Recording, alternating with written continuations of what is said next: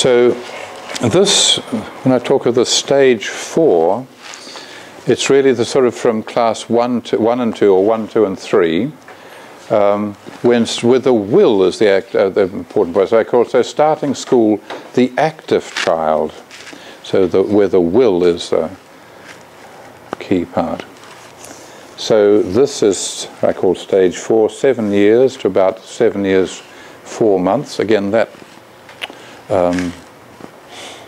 number is a 28-month time, but it's always variable. No child has a sort of sudden 7 boom. You know, it's not like opening a door, but it's a hill or something. You know, that's where does a hill begin? You know, somewhere.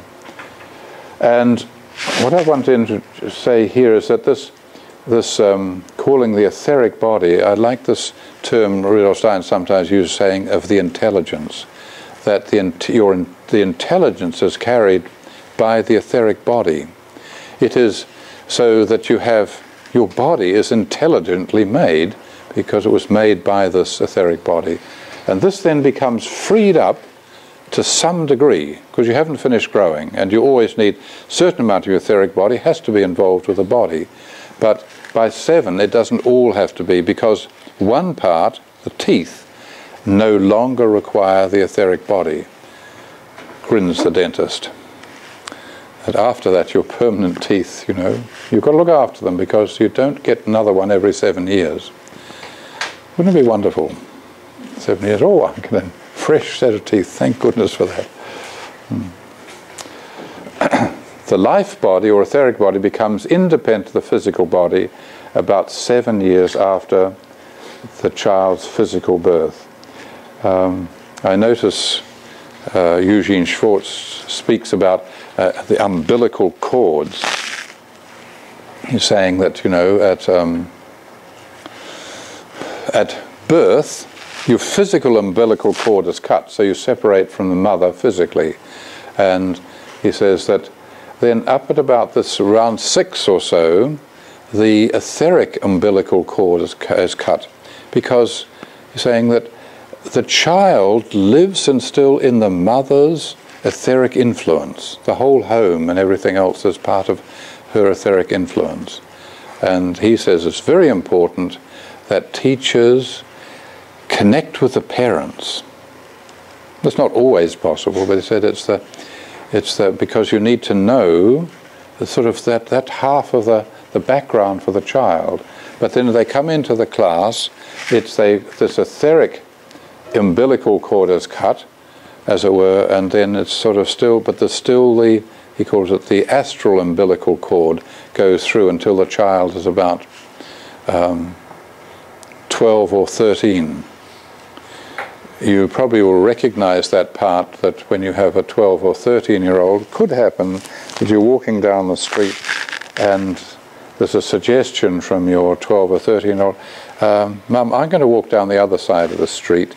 You know, will you stay here? Sort of, there's a kind of little bit of separation.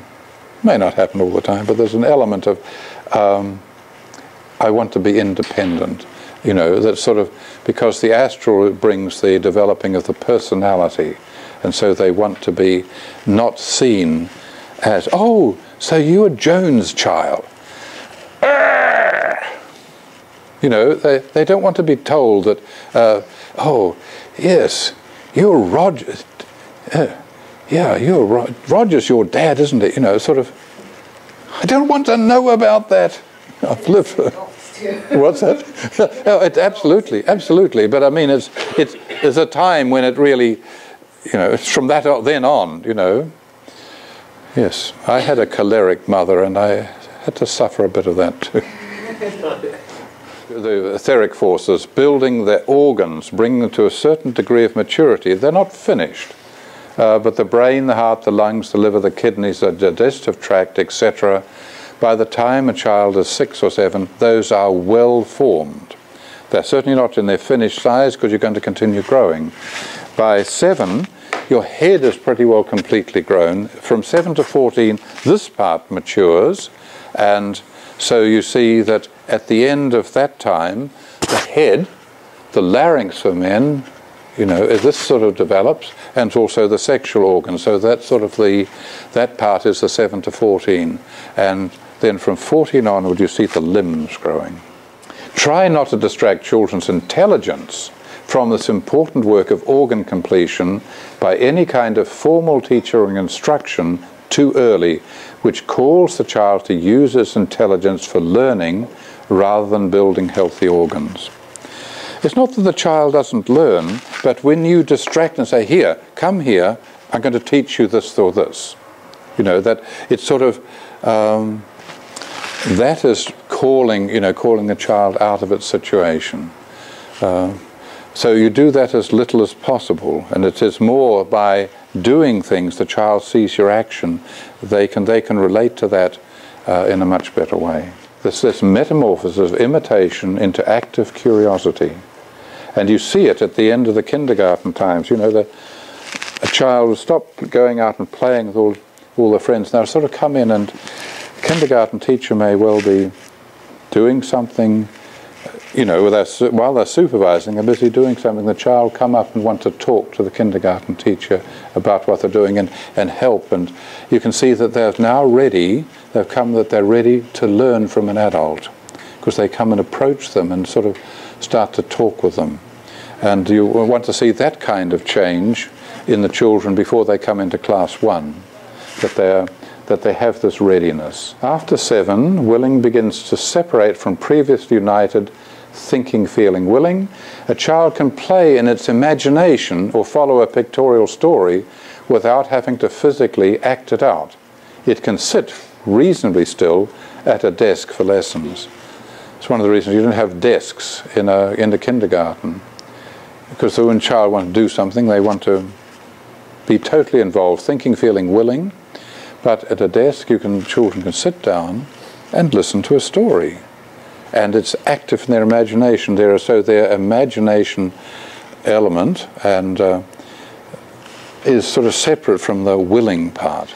Teaching mode for the lower school is authority.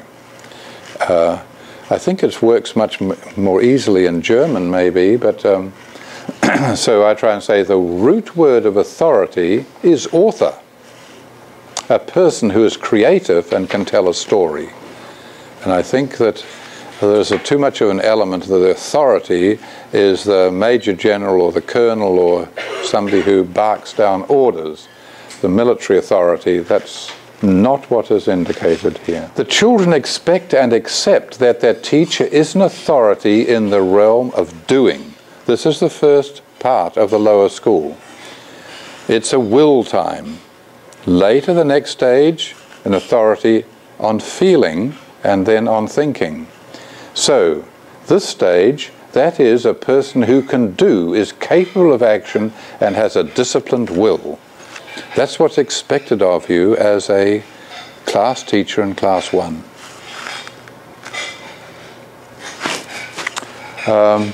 The children look forward to doing, all the doing things they do in these first classes: speaking, drawing, moving, playing, counting, acting, singing, making music, modeling, listening to and telling stories, writing and reading. I want to emphasize these. The child are going to do things. They don't see these as a kind of feeling element. They see it through the will aspect of it.